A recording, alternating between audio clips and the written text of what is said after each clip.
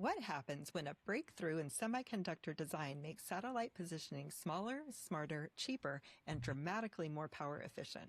Welcome to Industry Ignited. I'm Dr. Leanne Aguilar, and today I'm joined by Tom Trill, CEO of Qualynx, a Delft University spinoff redefining GNSS technology through scalable digital RF semiconductor innovation.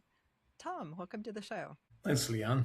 Well, Tom, you've built a career across global semiconductor leaders, startups, and emerging technologies. Looking back, what experiences most shaped the way you lead today? That's a great question. It's quite insightful.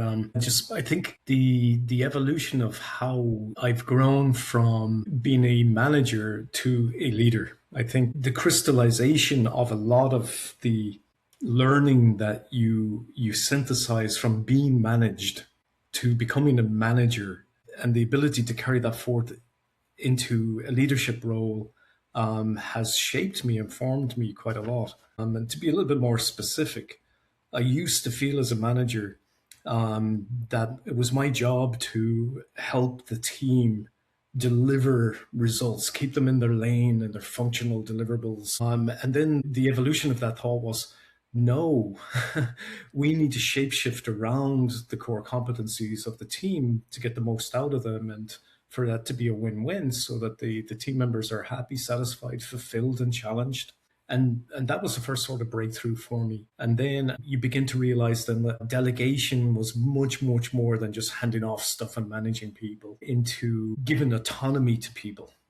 And there's all elements of trust underneath that and so on and so forth. And that in and of itself is quite fascinating. The three different types of trust, you kind of, as you become a leader, then you move from the real Lagos type trust to the pathos and the ethos as well.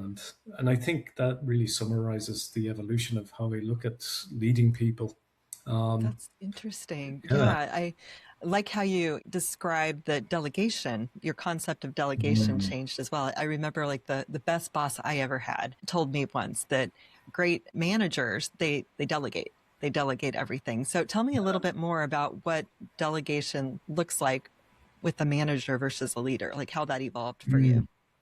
Yeah, through my own lens, it seems like a rising star who's given a management role. And I was fortunate enough to have been given management roles. You're full of enthusiasm and you want to mentor as much and coach as much as you can, but that translates into a very to-do list. As I grew through that, I realized that that's not effective. I wouldn't like that myself. I don't respond well to that type of oversight, if you like, or management. And you just begin to recognize people's core competencies, where their comfort zones are, and why push them out of their natural comfort zone.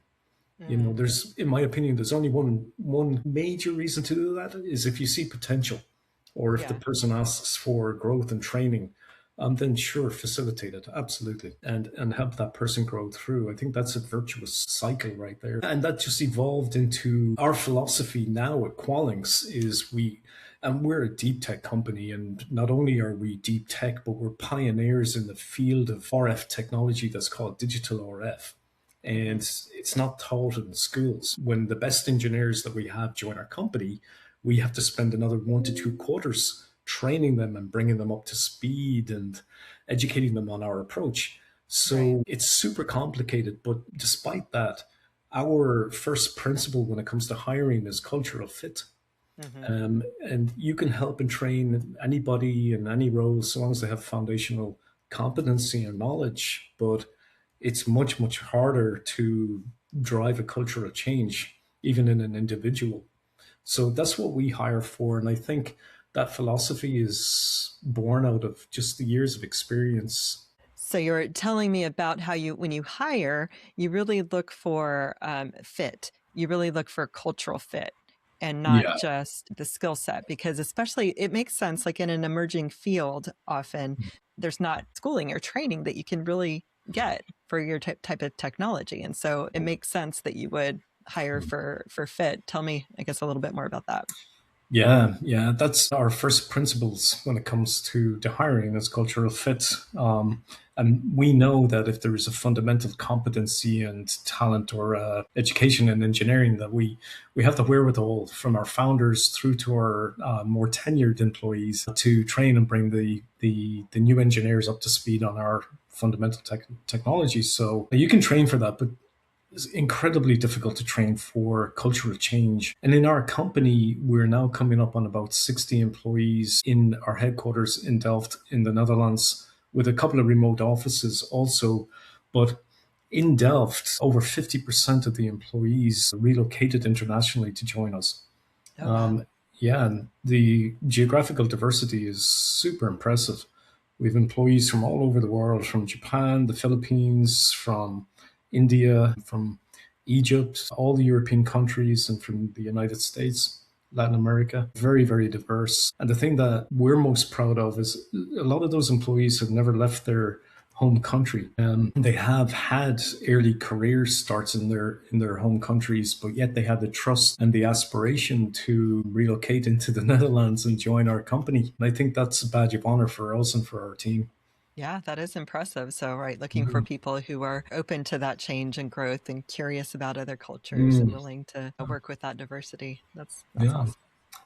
It tells you something about their character and their personality as well, that they're, no matter what the functional competency is or what the job is that they're applying for, the common bond is an entrepreneurial spirit, fire in the belly that, gives someone the confidence to just give it a go, give it a shot. Yeah. Yeah. And I think that's the common bond. Now, you started in Europe, built much of your career in the US, and then returned to help scale a deep tech company in Europe. How did that international journey shape your perspective on innovation and execution? Yeah, the semiconductor industry, nowadays we talk about how globalized it is versus the need for sovereignty in deep tech, but it is truly a global industry. And it doesn't matter where you are in the world. If you're in the industry, the world is very flat. And well, for the record, I know it's not, but it's just in our space, it is when it comes to semiconductors and the intricacies in the ecosystem give anybody anywhere in the world a platform to experience the norms and the values and the modus operandi of their peers from the opposite corners of the globe. And there's almost a homogeneity once you switch on your semiconductor hat that unifies everybody, no matter where you're from. I find that to be really interesting and really fascinating. Yeah, probably because it is such a small space, because it's a small Mhm. world, there's more connectivity. Yeah. Now, before joining Qualynx, you had already seen key industry pain points around connectivity, scaling, and Mhm. RF limitations. What was it about Qualynx that immediately told you this was different? Back in 2010 and 2011, I was working with a company who had made a couple of acquisitions, and we were trying to build a IoT edge node. And we had all of the components, sensors, energy harvester, logic, memory, but we had no connectivity. And I spent maybe the best part of a year sourcing IP for connectivity, and we couldn't find anything that was affordable. And we defined affordability in terms of power, size, and performance and cost. It's not just the price per se, it's how much power is it consuming, and nothing was efficient enough for us to build an edge node. So we shelved the project. And then 9 years later, I meet the founders of Qualynx, who had invented the technology, our novelty per se. I said to myself, if I had had that back in 2011, we'd have been enabling the edge a lot more efficiently than it is right now. So it was a no-brainer for me in terms of the technology and the demand side. And when we looked at the business, we said, well, if it's funded, this is about execution. It's not Mm-hmm. about invention. It's not about R&D. It's about execution. We've been very fortunate to have raised an A series back in 2022, and we set about to execute. And here we are. We're about to launch into mass production now. So, yeah, quite successful so far. Right. So tell me more about what great execution looks like in a company like this. Mm. Oh, no, that's a good question. I think there are two analogies, and one of them is a bit tongue in cheek, but some teachers in the first early years of their careers say that you're good so long as you stay one chapter ahead of the class. So you always know what's coming next. And then the other metaphor analogy is that you lay the road in front of you just before you take that step onto the next. You're laying the bricks ahead of you, and that's very much how we've scaled the company in terms of execution. We've operationalized, invested in, and hired the people for the functional areas just as we needed them. Whether that was HR in the early days. When we started off, there were four of us in mid and early 2022, and we're running the company. So one of our co-founders was managing HR and finance and purchasing. Now he doesn't know how to spell HR. He's that far away from it. Right. And that's what you do. It's a rising tide. And as the company evolves, you've just got to resource those operational and functional needs at the right time. Right. It So, sounds fairly, simple, and it is simple, but it's not easy. yeah, but I think it comes down to timing and really feeling out what's coming ahead, like you were saying, just Yeah. keeping the eye on the ball, looking at what's on the horizon and being able to move quickly. And I guess when you're small, there's a lot of agility, can be pretty quickly. As you grow, then Mhm. it's harder to move as fast. But Yeah. yeah, I think the recipe is that agility, maintaining that agility, but also just having the experience to know what's coming next, and not to be afraid and to resource prematurely, because then you've not really been deploying the capital efficiently if you do that.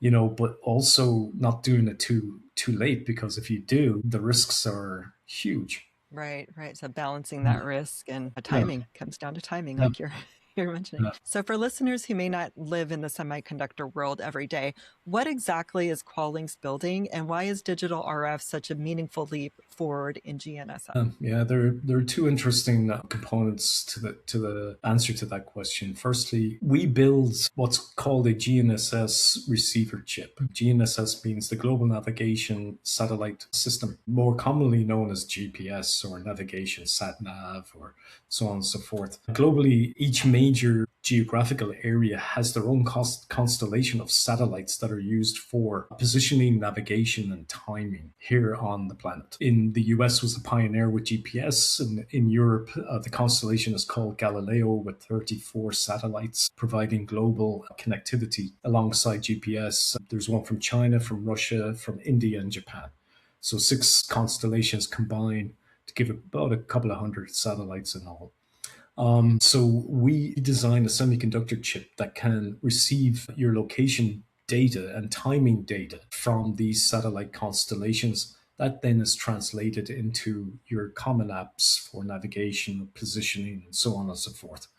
Our technology is also capable of receiving signals from land-based IoT radios, long range or short range, things like you'll be familiar with BLE or Bluetooth or Wi-Fi, and then some of the more industrial implementations of IoT radios like LoRaWAN or NB-IoT, or some of the types of protocols that we're talking about. So that's what we build. The end applications is a very fragmented market. They go into everything from pet trackers to smartwatches to very high precision timing devices that allow 6G and 5G operators to maintain one true time.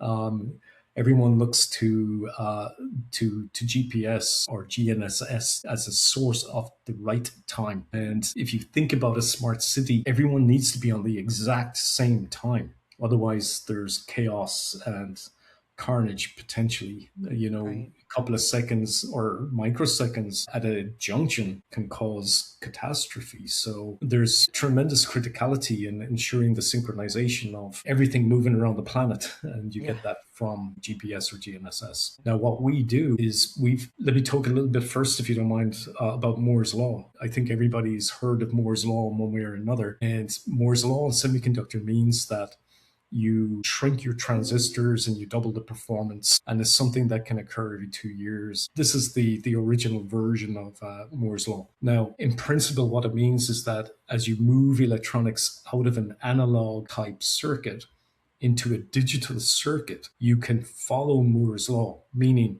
you get more performance out of less transistors. And the physical space that those transistors take shrinks as you follow Moore's law. And more importantly, though, within the digital domain, those transistors, as they shrink, they get more power efficient and they get more performant. So you get these two effects as you shrink down in process nodes. We've taken about 90% of the analog circuitry in RF, radio frequency, and migrated it over to digital. We've digitized the RF receivers. And what that means is that our receiver technology can just follow Moore's law and therefore become more performant at lower power consumption levels and smaller size, and ultimately generate lower cost for the system and for our customers. Okay, so you're really lifting the constraints that the analog systems were previously, limiting. So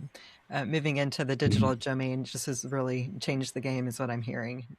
It is. We like to say that we're taking RF back in line with Moore's law, and most of our industry is facing a scaling wall, and there's a point of diminishing returns that just make it economically unviable for many of our competitors to continue to invest in integration of peripheral complementary or supplemental components in the system, and so on and so forth. So there are many different benefits to digital scaling that go well beyond the core technology itself. Yeah. Now, you've described your advantage as structural and generational. What practical benefits does that create for customers in terms of power, size, performance, and cost? And when we look downstream to our customers, we know that we can enable cycles of innovation for them.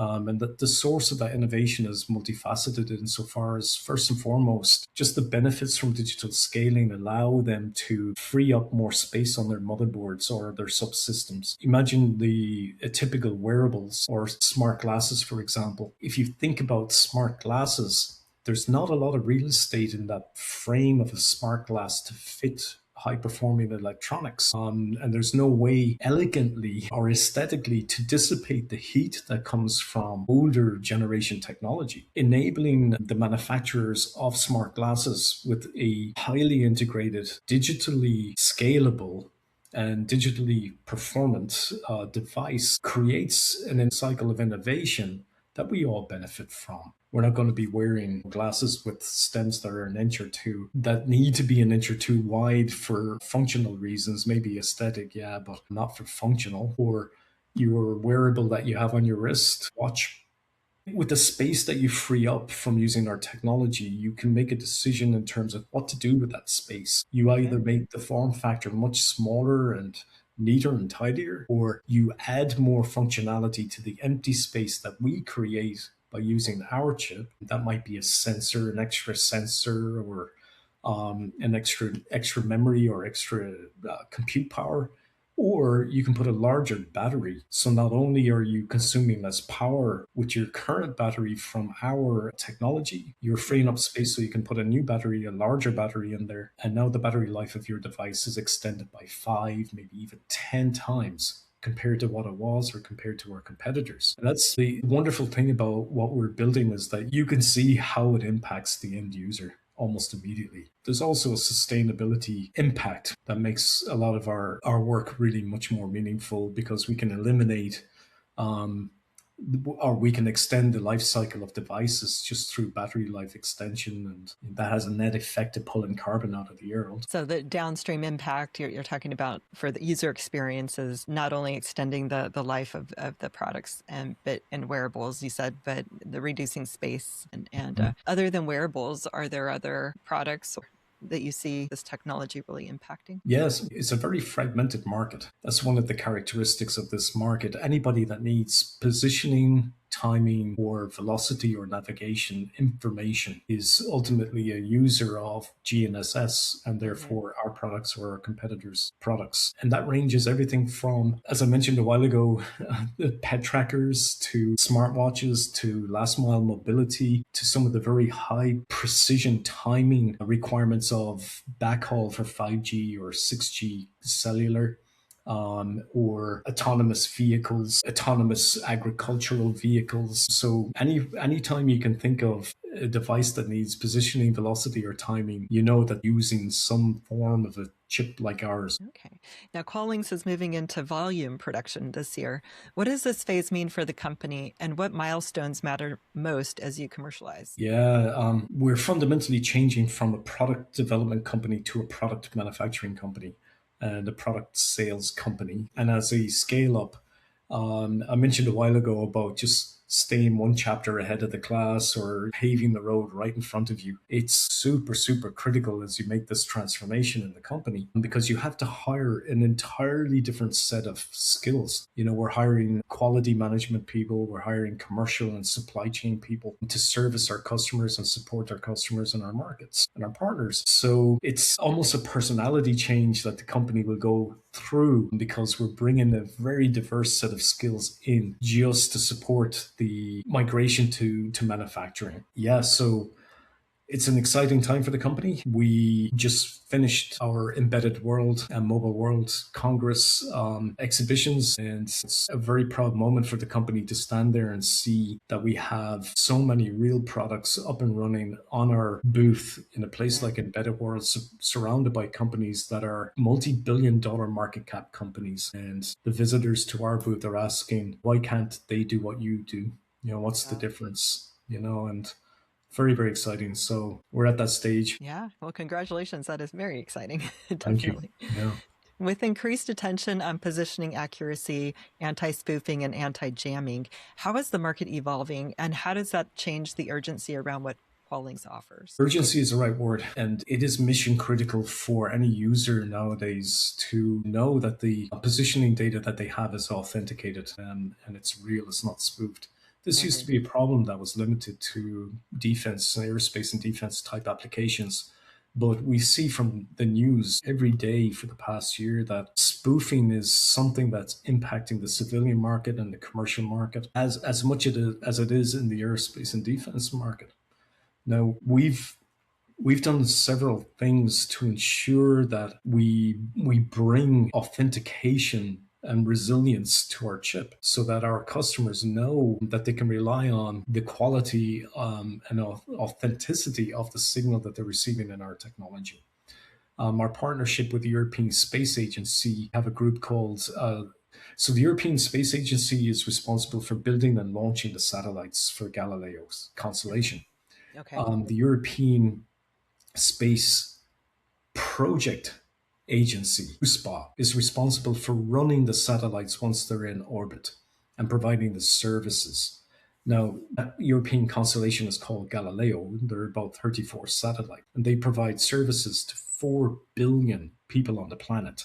Wow. So every year, 4 billion people are connecting to the Galileo constellation. And what's unique about the European constellation is that they offer free services like authentication or emergency services, location to services, high precision services, in a way that the other constellations do not. Now, we partnered with the Space Agency about 3 years ago to fully embed their authentication service into the design of our chip. So rather than the service being software sitting on top of hardware, that software is deeply rooted into our silicon, because we were lucky to be designing our silicon at the same time as the service was launched. So we have that very unique advantage that it's fully optimized around authentication. Right. We have a few other parts of our secret sauce that adds up to a multi-dimensional, multifaceted architectural strategy that we have to improve resiliency and improve authenticity of the signals that our chips are receiving, because a single dimension is just not good enough. The spoofers can easily catch that.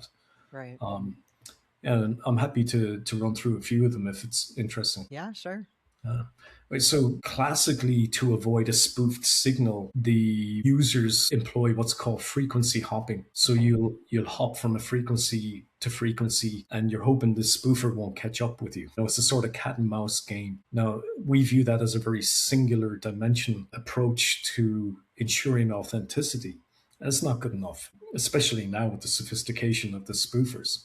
So we're introducing multidimensional capabilities to ensure that this game of cat and mouse is always in favor of us, the receiver chip. And the odds are stacked against the spoofer for finding your signal. And in addition to frequency hopping, we have orbital hopping. So we can hop from the GEO, which is the highest orbital satellites, to MEO, which is middle orbit, and then LEO, which is low Earth orbit. And LEO is where all the Starlink class satellites reside. MEO, middle Earth orbit, is where a lot of the traditional GNSS satellites reside. And then GEO is the furthest from the highest altitude. We can hop between each of these orbits to complement the frequency hopping. And furthermore, our chip and technology is fully reconfigurable dynamically over the air and on the fly. So you can create scenarios that enable the chip to hop between the bands, hop between specific satellites if you want, or hop between the constellations, or hop between ground-based station versus orbital satellites, and so on and so forth. So it's a multi-dimensional approach to beating the spoofers and just staying ahead of them. Wow. And it's all integrated and built right into your technology. Like you said, you don't have to layer it. It's already embedded. Exactly. Our off-the-shelf part comes with this capability. There's no premium, there's nothing exotic. You don't have to add any special external components to make it work. We're not relying on any AI or any algorithms to make decisions on behalf of the chip. One of the great fears that we have is the direction that some of the design philosophies are taking in the pursuit of low power, sacrificing the authenticity of the chip by implementing the AI agents that decide what level of interconnectivity is necessary for a particular scenario. Without human intervention, an AI algorithm doesn't know what the contextual background is to these scenarios. Right. I can give you an example. If your bicycle gets stolen and you're in a city, well, a city is a very complicated area for a receiver to get authentic location data, because there's a phenomenon known as multipath, which means your satellite signal is bouncing off buildings, trees, cars, and everything before it gets to your device. So there's a lot of variance in the quality of the signal. And to eliminate that, you need to feed more power into the device, essentially, to ensure that it can clean up all the noise and get you a nice, reliable signal.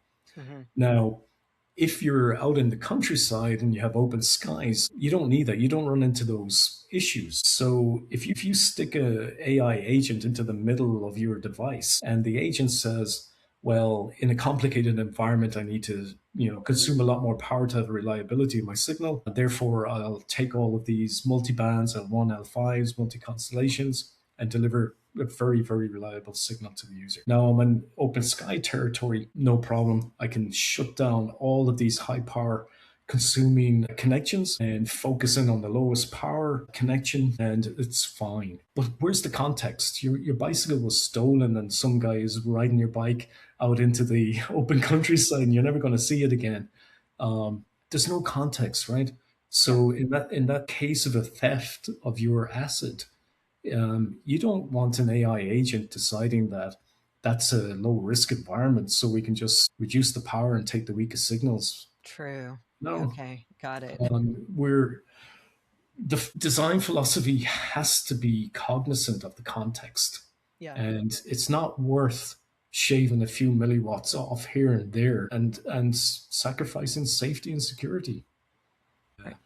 So, Tom, you mentioned partnerships, and partnerships seem essential in a fragmented semiconductor ecosystem. How do you think about building the right ecosystem relationships to accelerate adoption? Yeah, again, a really insightful question, particularly in our industry. And it starts with the premise of there's no need to reinvent the wheel. We know what we're good at. We're really good at ultra low power GNSS receivers that are safe, secure, and always on, always connected. That's what we do. Then if you kind of abstract out of that, you know that you have all of these interdependencies in software and hardware and downstream and upstream. Well, why would we want to solve for things like sensor fusion, or why would we want to solve for Galileo authentication, Form a partnership. These are the experts. USPA is the expert on delivering authentication services from their constellation. Multiple vendors, such as InventSense, for example, for IMUs, for inertial motion units, 9-axis sensors, 6-axis sensors. We don't need to solve for those problems. We need to solve for the integration of those and make it seamless. And that's our philosophy. Yeah. And as you look ahead, what excites you most about the future of precision positioning? And where do you see Qualynx making its biggest impact over the next few years? I think the biggest impact that we will make is to bring the highest grade of security in connectivity to every device. We won't discriminate between the very high end of the market versus what people would call the low end. It's not a low end. It's just a simpler use case, a pet tracker or your watch. We don't discriminate between those use cases. We can deliver the world's most advanced, secure connectivity in a power envelope that is typically only available to a entry-level consumer product. And I could put some numbers on that. When we're tracking and getting a position fix, a couple of position fixes every second, we consume about a milliwatt of power. Mm-hmm. And that's between 5 and, believe it or not, 20 times lower than some of our closest competitors. That's transformative. Yeah. And that's our entry point into the industry. As our competitors mature, that's our entry point. And we have all of this digital CMOS scaling ahead of us, so it can only get better and better. And that's what I think we bring to the not only now, but for the next 2 decades. I think we can continue to innovate and help drive these downstream innovation cycles that don't sacrifice performance for power or security for power. And we don't rely upon algorithms or AI agents to determine what levels of security or performance is right for every use case. Yeah. Well, fascinating technology, very exciting times. And so, Tom, how can listeners learn more about you and about Qualynx? How can they connect? Mm-hmm. Well, Qualynx is online, believe it or not, www.qualynx.io.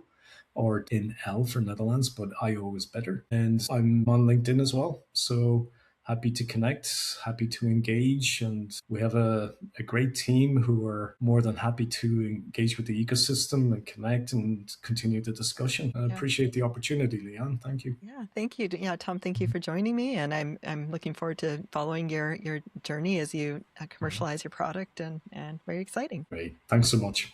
And to everyone listening, thank you for tuning in to Industry Ignited. Be sure to subscribe and join us for the next episode. Until next time, stay bold, stay curious, and keep igniting industry.